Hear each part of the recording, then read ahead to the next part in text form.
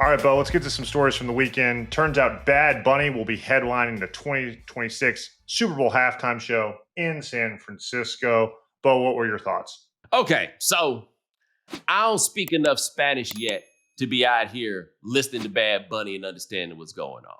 I am always impressed by the fact that people can go tour in these other countries where people don't even speak their language and they be doing it all and knowing all the words. Now, part of it, of course, is that these other people are more sophisticated than we are in the United States.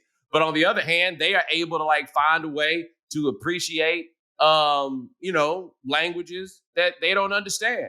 That's wild to me because when people start speaking languages around me that I don't understand, I be getting nervous and trying to figure out what the word for black is, just in case. You know what I'm saying? I don't care. We talking about the nail shop, the Bronx, any of them places, man. That's how it goes. So anyway, I don't know enough of the language to say that I really understand and can get down with his music. It's not my speed, but I know a superstar when I see one.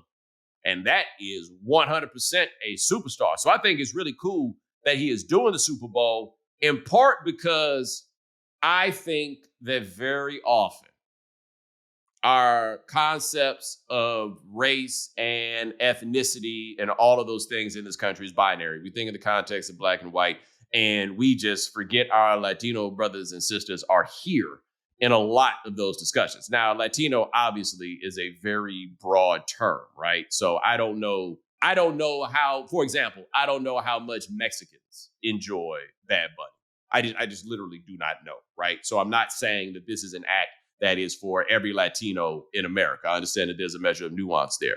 However, I do think that this is a choice for Latinos, right? That is putting them out front in terms of, who you are hoping to primarily entertain with this show.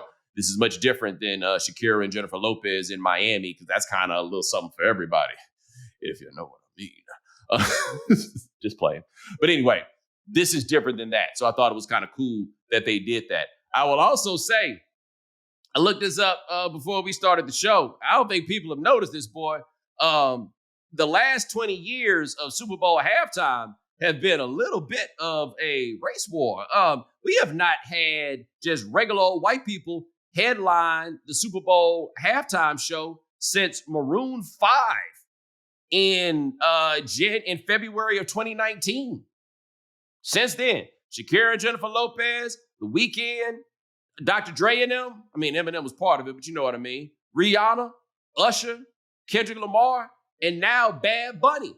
Jay-Z done took it back, boy. Okay. But I did not notice this about the decade before. The decade before, Beyonce played at the Superdome in February 2013. That's the Super Bowl where the lights went out. That's also that Super Bowl where Beyonce licked her finger and did a little hip. Whew, good gracious. Anyway, after that, Bruno Mars, a little something for everybody. But then Katy Perry, Coldplay, Lady Gaga, Justin Timberlake, and Maroon 5. They started off the decade with The Who. Hell, after that, it was the Black Eyed Peas. I don't know who that was for, but it damn sure wasn't for me. But anyway, yeah. So shout out, man. This is a cool little situation. They got Bad Bunny out there. And hopefully by the time that comes around, I'll know what the hell he'd be out there talking about. All right, let's look to college football this past weekend. Alabama beat Georgia 24-21. Oregon beat Penn State in double overtime. Ole Miss beat LSU 24-19. Bo, to you, what was the most shocking result? I don't know if any of them were shocking. I guess, you know what? I think it would be fair to say for me that the Alabama-Georgia game, I don't know if it was shocking, but Alabama they still got dudes, right? Georgia doesn't have dudes in the same way, and even Alabama doesn't have dudes in the same way. But the talent level at Alabama, I looked at it, and you know what it made me think? Oh, buddy, Kalen DeBoer, this win is actually going to make your life harder, not easier. Because now you done shown that you could do it. Right? So if you go out here and lose to Vanderbilt again, Vanderbilt smoked somebody else over the weekend. That's what we were talking about with Elle and her husband. But yeah, Georgia, I think it becomes interesting. We talked about this with Elle. They've got a nemesis that they just can't get over. Just can't. Actually, who am I kidding?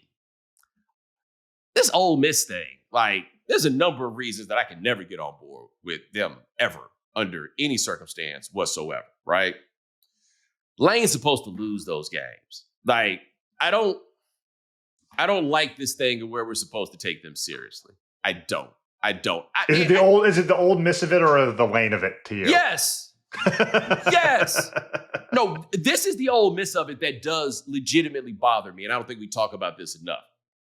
Obviously, Lane Kiffin understands that being Ole Miss has it's a bit fraught in terms of your attempts to recruit and the likes, right? So I remember some obstacles. So their slogan used to be, I don't know if they're still doing it, but like the hashtag was "Come to the Sip," right? And so it's Lane on the sideline in a hoodie with the state of Mississippi on it, and it's the sip, the sip, the sip.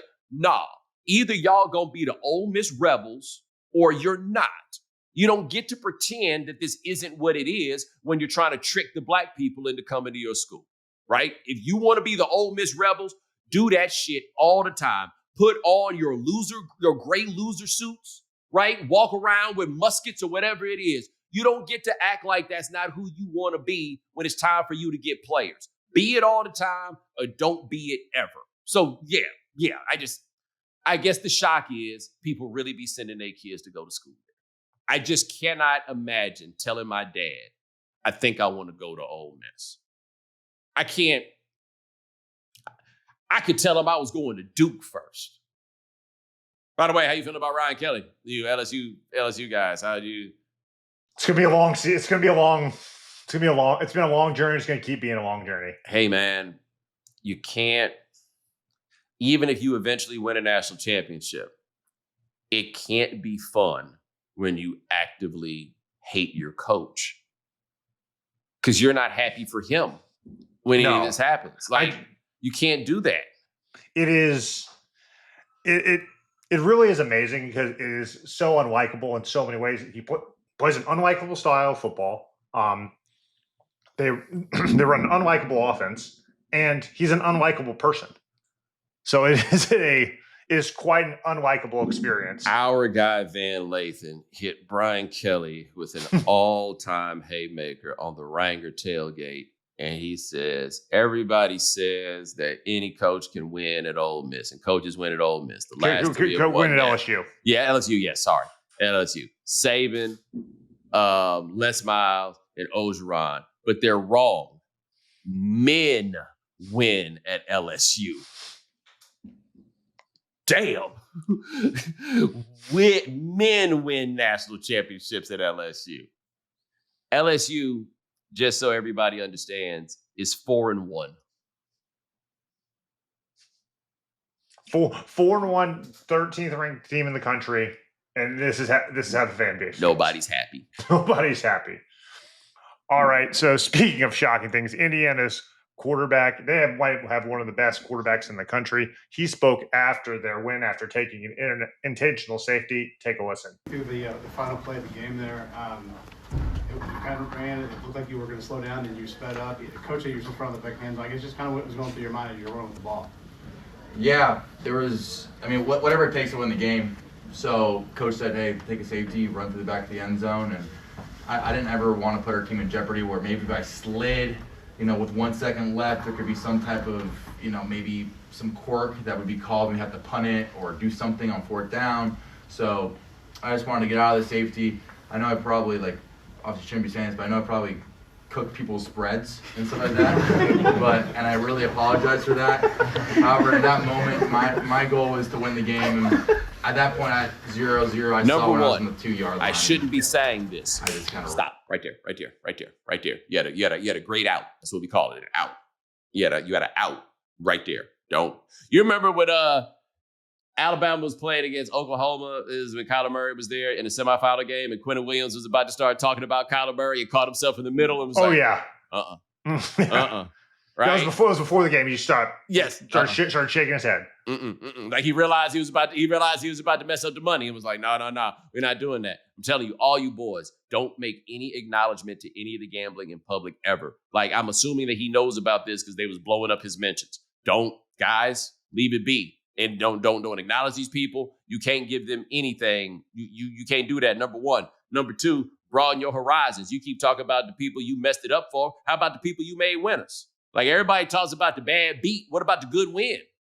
Right? Like for somebody, them bad beats be like pennies from heaven. You don't even think about it like that, did you?